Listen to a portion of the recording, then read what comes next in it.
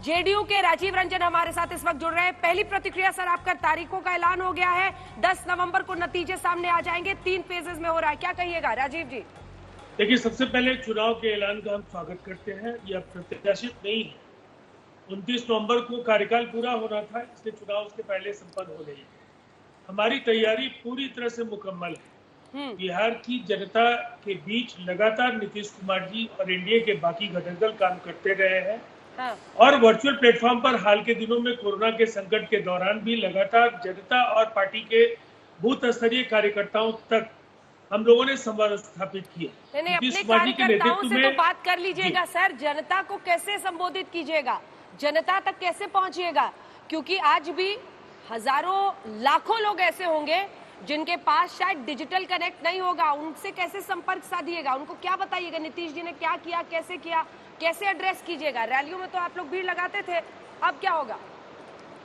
देखिए, हम रैली को लेकर के तो हम इतना जरूर कहेंगे कि अब वो स्थितियां बनती हुई दिख नहीं रही है, लेकिन उम्मीदवार जनसंपर्क के जरिए डोर टू डोर मतदाताओं तक पहुंचेंगे और शायद मतदाताओं तक पहुंचना सबसे महत्वपूर्ण कार्य होगा। और बड़े नेताओं के बयान अखबारों में, इलेक्ट्रॉनिक मीडिया में, सोशल मीडिया के जरिए लोगों तक पहुंचेंगे। वर्चुअल प्लेटफॉर्म पर भी जो रैलीज होंगी, जो डिजिटली जो लिटरेट है, उन तक वो बात भी पहुंचाई जाएगी। ठीक है, अब शाहनवाज जी भी जुड़ रहे हैं, आपके साथी भी जुड़ रहे हैं, जरा सबको इंट्रोड्यूस कर दे राजीव जी। शाहनवाज हुसैन साहब भारतीय जनता पार्टी से, गौरव वल्लभ हमारे साथ कांग्रेस पार्टी से जुड़ रहे हैं और सबसे अब हम चर्चा करेंगे चुनाव की। शाहनवाज जी देखिए मुस्कुरा रहे हैं, आपस में तो सब कुछ ठीक है ना, कहीं एलजेपी को लेके खटपट आप लोगों तक तो नहीं पहुंच रही है?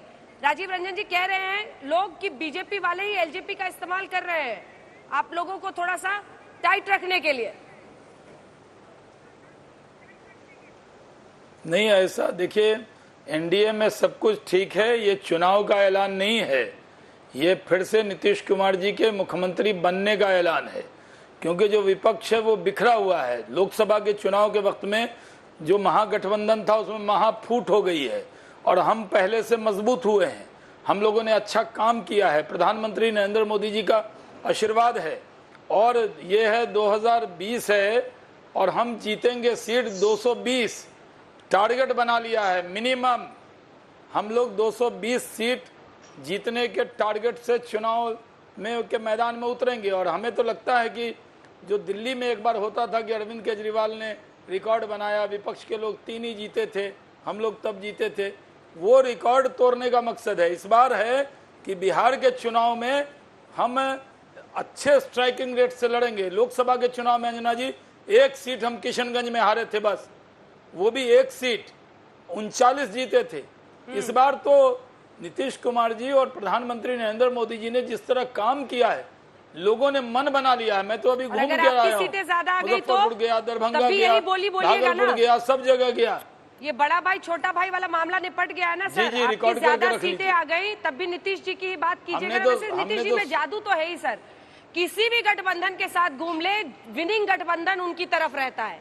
गठबंधन वो बदलते रहते हैं लेकिन जीत उन्हीं की होती है। पर यही बोली रखिएगा ना, अगर आपकी सीटें ज्यादा भी आ गई तो।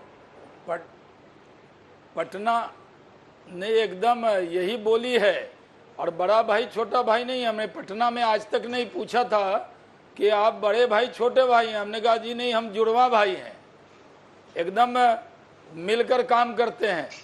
तो हमें अब बड़ा छोटा मत बताइए, जुड़वा बताइए।